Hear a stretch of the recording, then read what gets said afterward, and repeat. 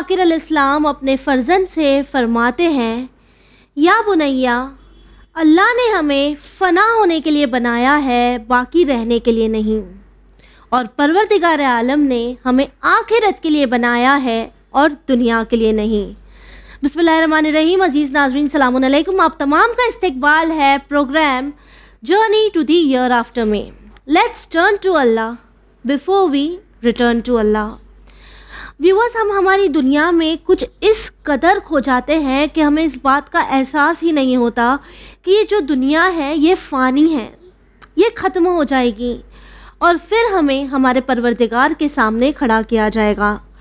لیکن جب بھی ہم ہمارے سامنے ہمارے اپنوں کو اپنی آخری سانس لیتے ہوئے دیکھتے ہیں تو ہمارا دل ہم سے سوال کرتا ہے کہ زندگی کا یہ آخری مرحلہ، یہ آخری سانس ہم بھی لیں گے، اور ہم نہیں جانتے کہ ہمارے اپنے جو اس منزل سے گزر رہے ہوتے ہیں ان پر کیا کچھ بیت رہی ہوتی ہے۔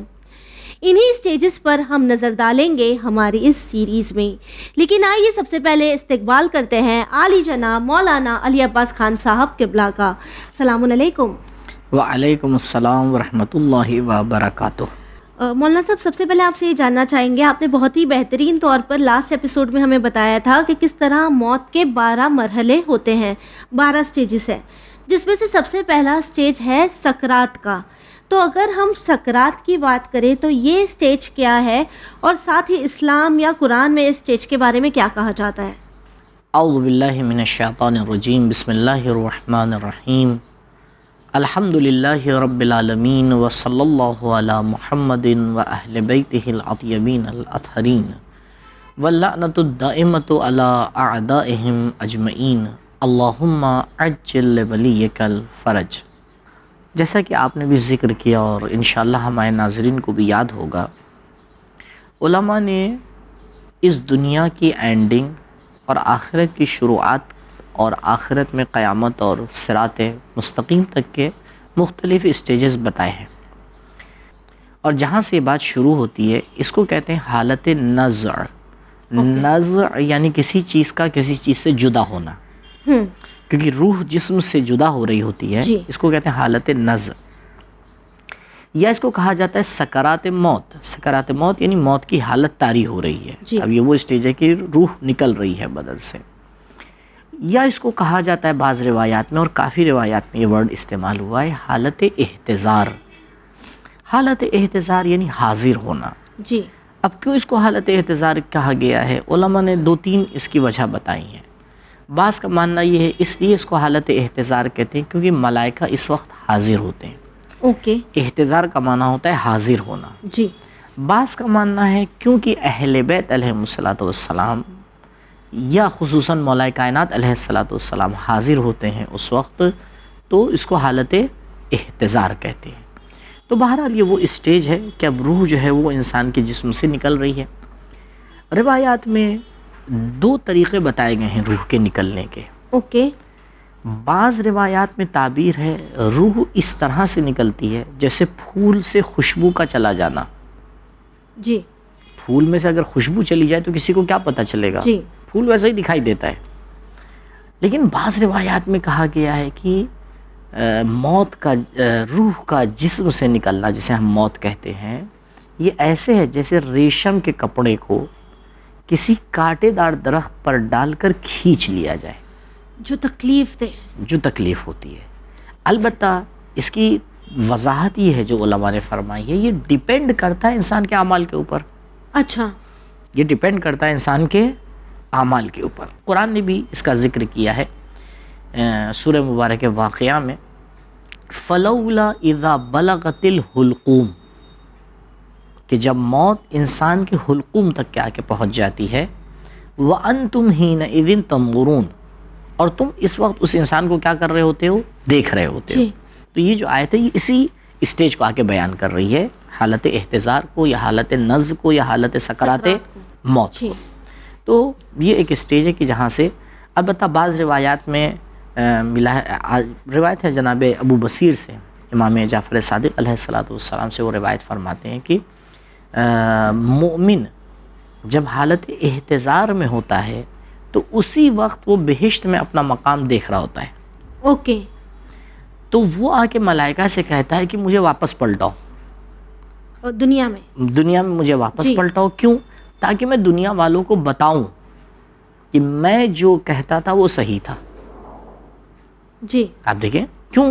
کیونکہ معمولاً ایسے ہی ہوتا ہے کہ جو لوگ دین پہ عمل کرتے ہیں، دیندار ہوتے ہیں، دوسرے لوگ ان کو کیا کرتے ہیں؟ ان کا مذاق بناتے جی ہیں. ارے بھائی بڑے دیندار ہو گئے ہیں اور ایسے ہو گئے ہیں، ان کو تو بس تسبیح اور سجدہ کے علاوہ کچھ سمجھ بھی نہیں آتا ہے. تو اب جب وہ اپنا مقام بہشت میں دیکھتا ہے تو وہ آ کے کہتا ہے کہ بھائی مجھے واپس پلٹاؤ تاکہ میں ان لوگ کو بتاؤں کہ جو میں دیکھ رہا ہوں تم کبھی دیکھ نہیں سکتے. تو اس اسٹیج کو آگے کہا جاتا ہے حالت سکرات موت. یہاں پہ 3 طریقے کے کام بتائے ہیں. کچھ کام ہیں جو اس حالت میں واجب ہیں، جی کچھ کام ہیں جو اس حالت میں مستحب ہیں، اوکے اور کچھ کام ہیں جو اس حالت میں مکروہ ہیں. جی حالت احتضار میں. اور بہرحال ہر انسان کو پتہ ہونا چاہیے، کیونکہ کسی کے ساتھ بھی اتفاق ہو سکتا ہے کہ بھئی ایک دم سے کچھ پتہ چلے کسی کا انتقال ہو رہا ہے تو اسے کیا کرنا ہے. اب لوگوں کو یہ باتیں جب پتہ نہیں ہوتی تو بیچارے ان کے ہاتھ پیر پھول جاتے ہیں، ان کی سمجھ میں نہیں آتا ہے کیا کرنا جی ہے. بالکل ٹھیک. یا زیادہ سے زیادہ آج کل جو لوگ کرتے ہیں وہ یہ ہے کہ قرآن مجید کی تلاوت کرنے ہم لوگ لگتے ہیں. جی تو مولوی صاحب جس طرح آپ نے ان 3 چیزوں کا ذکر کیا ہے کہ کچھ واجب ہے، کچھ مکروہ ہے اور کچھ مستحب ہے، جی. تو اسی چیز کو تفصیل میں جاننا چاہیں گے. دیکھیے واجب فقط ایک ہی چیز ہے جو روایات میں بیان کی گئی ہے اور علماء نے فتویٰ بھی دیا ہے. اکثر علماء نے اس کے واجب ہونے کا فتویٰ دیا ہے، کچھ علماء نے اس کے مستحب ہونے کا فتویٰ دیا ہے. وہ ہے کہ حالت احتضار میں جو شخص ہے اس کو روبہ قبلہ کیا جائے، اس کو قبلے کی طرف کیا جائے. اوکے ہے نا؟ البتہ یہ معنی فرق کرتا ہے. دیکھیے 2 ہمارے پاس طریقے ہیں قبلے کی طرف رخ کے.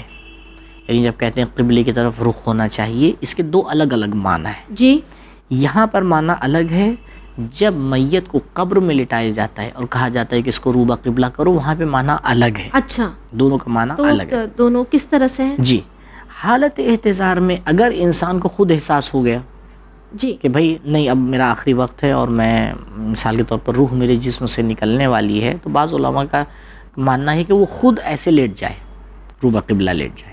اور اگر وہ نہیں لیٹ سکتا ہے تو دوسروں کی ذمہ داری ہوتی ہے اور ان کے پر واجب ہوتا ہے کہ آگے بڑھ کے اس کام کو انجام دیں. جی طریقہ یہ ہے کہ انسان کو سیدھا لٹائیں اور اس کے پیر یعنی دونوں تلوے اور پیر جو ہوتے ہیں وہ قبلے کی طرف ہوں. پیر قبلے کی طرف. پیر قبلے کی طرف ہوں تاکہ جب وہ بیٹھے تو اس کا چہرہ جو ہے وہ قبلے کی طرف ہو. حالت احتضار میں ایسے لٹانا چاہیے. جی یعنی روایات نے جس کے اوپر تاکید کی ہے اور علماء نے جس بات کو آگے بیان کیا ہے وہ یہ حالت احتضار میں انسان واجب ہے کہ مردے یعنی جو انسان اس دنیا سے جا رہا ہے اس کو اس طرح سے کیا کیا جائے؟ لٹایا جائے. جی یعنی سکرات کے عالم میں اس شخص کا قبلہ رخ ہونا واجب ہے. جی جی اب جب ہم بات کر رہے ہیں مولانا صاحب سکرات کی، تو اکثر معاشرے میں یہ کہا جاتا ہے کہ جب کوئی شخص سکرات کے عالم میں ہوتا ہے تو اس انسان کے سامنے اس کی پوری زندگی کا ایک فلیش بیک آتا ہے. اس نے کیا نیک کام انجام دیا، وہ کون سی چیزیں تھیں جو اسے نہیں کرنی چاہیے تھی، کن لوگوں کے دلوں کو اس نے چوٹ پہنچائی ہے، کیا صحیح کیا، کیا غلط کیا. اس بات میں کتنی سچائی ہے اور کیا اس بات کی دلیل ہمیں قرآن مجید میں ملتی ہے؟ یہاں پر میں امام خمینی علیہ الرحمہ نے اپنی بعض کتابوں میں جس بات کو بیان کیا ہے وہ ناظرین کی خدمت میں پیش کرتا ہوں. وہ تقریباً اس ٹائم یعنی جب انسان حالت نظم میں ہوتا ہے، حالت احتضار میں ہوتا ہے، تو 4-5 چیزیں ذکر کرتے ہیں جو انسان کے لیے رونما ہوتی ہیں. جی پہلی چیز جس کا نام انہوں نے رکھا ہے مشاہدہ. مشاہدہ کا مطلب یہ ہوتا ہے کہ انسان عالم غیب کو جہاں اس کو جانا ہے کچھ حقائق کو آ کے دیکھتا ہے. جی مشاہدہ کرتا ہے. یعنی اب کیونکہ اس کا تعلق اس دنیا سے کٹ رہا ہے جی تب اس کے اندر اتنی صلاحیت آ جاتی ہے کہ جو اعلی دنیا ہے، عالم آخرت ہے، اس کو وہ سمجھ پائے، دیکھے. جی اب ضروری نہیں ہے کہ وہ دیکھے تو اس کا مطلب وہاں جائے گا، نہیں. حقائق اس کے سامنے کیا ہوتے ہیں؟ کھل جاتے ہیں. جی پردہ ہٹ جاتا ہے. جی یہ ایک مسئلہ ہے، یہ اس کو مشاہدہ کہا جاتا ہے. دوسرا مسئلہ ہے معائنہ. وہ ہے کہ وہ اپنی زندگی میں جو اس نے کچھ کیا ہے، پورا نہیں، کچھ اہم اسٹیج جو اس کی زندگی میں تھے، مسٹیکس جو بھی اچھے اور برے دونوں، اوکے. کہ جس میں مثلا ٹرننگ پوائنٹ تھا اس کی زندگی کا، کوئی ایسا کام تھا جو ایسا مسئلہ تھا. دیکھیں ہم یہاں پہ یہ نہ سوچیں کہ بھئی اتنی جلدی کیسا ہوتا ہے اور کیسے اتنی چیزیں ہو جاتی ہیں، نہیں، کیونکہ یہ عالم مادہ نہیں ہے کہ جہاں پہ ٹائم کی ضرورت پڑے. جی تک یہ تو بہت کم وقفہ رہتا ہے. نہیں، وقفہ ہی نہیں ہے یہاں پر. جی یہ ساری باتیں ٹائمنگ سے اوپر ہیں. اوکے. کیونکہ دیکھیے ٹائم کا مطلب کیا ہوتا ہے؟ ٹائم ہوتا ہے زمین کا سورج کے ارد گرد چکر لگانا. اس کو ہم کیا کہتے ہیں؟ ٹائم. جی 24 گھنٹے اور 1 سال اور 1 مہینہ، یہی تو ہے نا. جی. لیکن جب انسان اس عالم سے جا رہا ہے اوکے. تو اب وہ ٹائم کی باؤنڈیشن سے باہر آ جاتا ہے. اچھا. جی. ٹائم کی باؤنڈیشن سے باہر آ جاتا ہے اور وہ آ کے معائنہ کرتا ہے اپنے وہ اعمال کا کہ جو اس دنیا میں اس کے لیے کیا ہوئے ہیں؟ رونما ہوئے. جی. تیسری چیز ہے جو امام خمینی علیہ الرحمہ فرماتے ہیں، ظہور ولایت ہے. اس انسان کے لیے اہل بیت علیہم الصلوۃ والسلام کی ولایت بمعنی کامل ظاہر ہوتی ہے. اچھا. اب یہ سمجھ پاتا ہے کہ ارے یہ ہستیاں یہ تھیں، اور تب اس کو پتا چلتا ہے کہ یار میں نے تو ان کو پہچانا ہی نہیں. اوکے. میں تو ان کو سمجھ ہی نہیں پایا. جی. میں تو ان کو جو سمجھتا تھا یہ اس سے کہیں اعلیٰ ہے. اعلیٰ ہے. جی. اس کو کہا جاتا ہے ظہور ولایت. اور ایک ہی بہت ہی اگلی ایک چیز جو وہ بیان فرماتے ہیں، وہ کہتے ہیں کہ اب انسان کا جو رابطہ ہے مادی دنیا سے وہ کٹتا ہے. جی. یہ امام خمینی علیہ الرحمہ فرماتے ہیں کہ سب سے سخت مرحلہ ہے. جی. کیوں سب سے سخت مرحلہ ہے؟ کیونکہ وہ لوگ جو مادیات میں غرق ہوتے ہیں ان کا رابطہ، ان کا اٹیچمنٹ ٹوٹنا بڑا مشکل ہوتا ہے. لیکن جنہی نے دنیا کو پل کی طرح مانا تھا، جو دنیا کو دنیا کے لیے نہیں بلکہ آخرت کے لیے استعمال کرتے تھے، وہ بہت آسانی سے یہاں سے چلے جاتے ہیں. اور ایک بہت اہم چیز ہے جو امام خمینی علیہ الرحمہ نے بیان کی ہے، وہ ہے محو معارف. محو معارف. محو معارف کیا ہے؟ وہ فرماتے ہیں کہ توحید، نبوت، امامت، یہ جتنے بھی معرفت ہے جو دین ہے، اگر انسان کے قلب میں نہیں اتر پایا ہے، جی 50 سال 60 سال 70 سال انسان نے زندگی کی ہے لیکن دین اس کا صرف لقلقہ زبانی تھا، صرف کہنے کے لیے تھا، کہنے کے لیے تھا، تو اس ٹائم پر یہ سارے معارف اس کے وجود سے مٹ جاتے ہیں. اوہ. یہ سارے معارف اس کے وجود سے مٹ جاتے ہیں.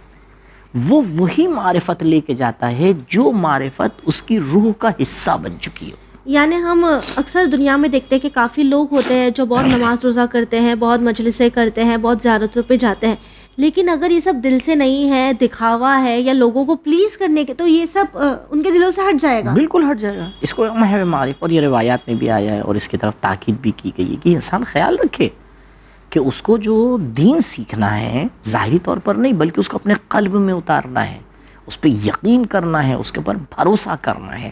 تو یہ چیزیں ہیں کہ جو ایک حال انسان محتضر کے لیے اور وہ انسان جو حالت نظم میں ہے اس کے لیے یہ پیش آتی ہیں. جی. اسی میں جہاں آپ نے ذکر کیا تھا حالت معائنہ کا، جب اس کے سامنے زندگی گزرتی ہے اس کی اور اسے احساس ہوتا ہے کہ کیا ٹھیک کیا ہے، اس نے کیا غلط کیا ہے، تو کیا اس موقع پر ایک انسان کو اللہ سے معافی طلب کرنے کا موقع دیا جاتا ہے؟ نہیں، اٹس ٹو لیٹ. یہ اسٹیج وہ ہے کہ اب ختم ہو گیا سب کچھ، اب موقع نہیں ملے گا. اب موقع نہیں ہے، اب موقع نہیں ہے. جی. رسول اکرم صلی اللہ علیہ وآلہ وسلم نے آ کے کہا کہ اے لوگوں، اگر کوئی مرنے سے پہلے توبہ کر لے تو پروردگار اس کو معاف کر دے. جی. تو کسی نے پوچھا یا رسول اللہ کتنے پہلے؟ تو آپ نے کہا کہ 1 مہینہ پہلے. اب کیسے پتہ چلے کسی کو؟ ہاں. پھر رسول رکے، کہا نہیں، 1 ہفتہ بھی پہلے اگر توبہ کر لے تو خدا معاف کر دے گا. پھر نبی رکے، کہا نہیں، 1 دن پہلے بھی اگر توبہ کر لے تو خدا معاف کر دے گا. پھر آپ نے کہا نہیں، اگر 1 ساعت پہلے بھی توبہ کر لے تو خدا معاف کر دے گا. پھر حضرت نے اشارہ کیا اپنے گلے کی طرف، وہ جو آیت میں نے پڑھی تھی سورہ واقعہ کہ حتی بلغت الحلقوم. حضرت نے کہا کہ جب تک موت یہاں پر نہیں آ گئی اگر توبہ کر لے تو خدا معاف کر دے گا. جی. لیکن جب یہ اسٹیج آ جاتا ہے حالت احتضار کا تو پھر دروازہ بند ہو جاتا ہے، ممکن نہیں ہے، کچھ نہیں کر سکتے، پھر کچھ نہیں ہو سکتا. جی، یعنی ہم یہ کہہ سکتے ہیں کہ آج ہم جب یہ پروگرام دیکھ رہے ہیں، ہم ان باتوں کو سن رہے ہیں، اس کانورزیشن کو سن رہے ہیں، تو یہ بھی ہمارے لیے ایک موقع ہے کہ ہم پروردگار عالم سے معافی کر لیں، معافی مانگ لیں ہر اس چیز کے لیے جو ہم سے جانے انجانے میں رونما ہوئی ہے. جی مولانا صاحب، اس پروگرام میں آخر میں آپ سے یہ جاننا چاہیں گے کہ کافی بار ایسا ہوتا ہے کہ جب کوئی بیمار ہوتا ہے، ڈاکٹر نے جواب دے دیا ہوتا ہے اور فیملی ممبرز وہاں پریزنٹ ہوتے ہیں، انہیں کہہ دیا جاتا ہے کہ فلاں شخص کے پاس اب وقت نہیں ہے، اور لوگ سمجھ جاتے ہیں کہ یہ جو عالم ہے یہ عالم سکرات کا ہے. ایسے میں ریلیٹیوز کی کیا ذمہ داری بنتی ہے، کیا رسپانسبلٹی ہوتی ہے؟ جی، یہاں پر کچھ باتیں مستحب کے طور پہ بیان کی گئی ہیں اور کچھ باتیں مکروہ بیان کی گئی ہیں. مستحبات میں پہلی چیز جو ہے وہ ہے تلقین. جی، تلقین کا مطلب یہ ہوتا ہے کہ کلمہ شہادتین، جی، اہل بیت علیہم الصلوۃ والسلام کی ولایت اس کے سامنے بولی جائے. جی، ولو وہ ریپیٹ نہیں کر پائے لیکن ہم بولیں. جی، مثلا روایات میں یہ جملہ بھی آیا ہے کہ لا الہ الا اللہ الحلیم الکریم، لا الہ الا اللہ العلی العظیم، سبحان اللہ رب السماوات السبع ورب الارضین السبع وما فیہن وما بینہن ورب العرش العظیم والحمد للہ رب العالمین. یا اگر عربی میں نہیں کہہ سکتا تو اپنی زبان میں جو بھی زبان ہے توحید، رسالت، نبوت، امامت تلقین کی جائے. یہ پہلا مستحب ہے کہ کرنا چاہیے. دوسرا مستحب یہ ہے کہ اس کو لے کے آئیں، اگر ممکن ہے تو جہاں وہ نماز پڑھتا تھا وہاں لا کے لٹائیں. اچھا، یعنی گھر میں جیسے کہ ہم کارنر ڈیڈیکیٹ کر دیتے ہیں نماز کا. جی تو مستحب ہے کہ حالت احتضار میں انسان کو وہاں پر لا کے لٹایا جائے. تیسری چیز جو روایات میں بیان کی اس کی کوئی وجہ اس جگہ پر لانے کی؟ بالکل، کیونکہ وہ جگہ مانوس ہے عبادت سے، وہ جگہ عبادت سے مانوس ہے. جب اس کو وہاں لے کے آیا جائے گا تو بہرحال فرق پڑے گا. اوکے، کیونکہ یہ زمین گواہی دے گی کل کی اس نے یہاں پر عبادت کی ہے. تیسری چیز جو روایات میں بیان کی گئی وہ تلاوت قرآن ہے. اوکے، علماء نے یہاں پر تاکید کی. جناب محقق کرکی فرماتے ہیں کہ سورہ مبارک صافات اور سورہ مبارک یاسین، اوکے، اس کی تلاوت کرنا چاہیے. اس کے بعد مستحب ہے کہ اس کی آنکھوں کو ڈھک دینا چاہیے، یا اس کا منہ اگر کھلا ہوا ہے تو اس کے منہ کو بند کر دینا چاہیے. اگر اس کے ہاتھ ادھر ادھر ہیں تو ہاتھوں کو سیدھا کر دینا چاہیے. پیر ہے اس کا، پیر کو اس کے سیدھا کر دینا چاہیے. اس کے اوپر ایک کپڑا ڈال دینا چاہیے. اگر رات میں موت آئی ہے تو مستحب ہے کہ اس کے پاس روشنی ہو، اوکے، کوئی چراغ ہو کہ جس کو جلا دیا جائے. پھر مستحب ہے کہ لوگوں کو بتایا جائے، اگر کسی کا انتقال ہوا ہے تو بتایا جائے کہ بھائی ایک مومن کا انتقال ہو گیا. اور مستحب ہے کہ دفن و کفن میں جلدی کی جائے، دفن میں جلدی کی جائے. مگر یہ کہ کوئی دوسری وجہ ہو، جیسے موت میں پتہ نہیں چل پا رہا ہے کیوں موت واقع ہوئی ہے، یا کسی عالم دین کا جنازہ ہے، پبلک نماز پڑھنا چاہ رہی ہے، وہ الگ مسائل ہیں. لیکن یہ مستحبات ہیں حالت نزع کے اور حالت احتضار کے. جی، یہیں پر کچھ چیزوں سے منع بھی کیا گیا ہے. مثلا بعض معاشروں میں دیکھا جاتا ہے کہ وہ کوئی لوہے کا ٹکڑا رکھ دیتے ہیں جسم کے اوپر، تو منع کیا گیا روایات میں کہ یہ صحیح نہیں ہے. یا وہ انسان جو حالت جنابت میں ہے، یا وہ خاتون جو حالت حیض میں، اس کا وہاں پر حاضر ہونا، اس کے لیے جو ہے وہ روایات نے منع کیا ہے. یا جنازے کو اکیلا چھوڑنا، اس کے لیے منع کیا گیا ہے. یا زیادہ چھونا میت کو، اس کے لیے جو ہے وہ منع کیا گیا ہے. اس کے پاس بیٹھ کے دنیاوی باتیں کرنا، اس کے لیے منع کیا گیا ہے. یا اس کے پاس چیخ کر آواز بلند کر کے رونا، اس کے لیے منع کیا گیا ہے.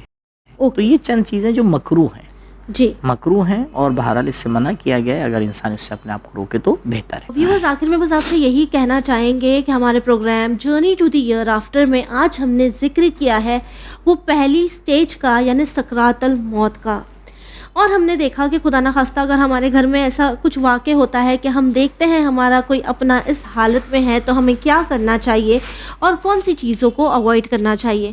انشاءاللہ ہمارے اگلے ایپیسوڈ میں ہم بات کریں گے دوسرے سٹیج کی.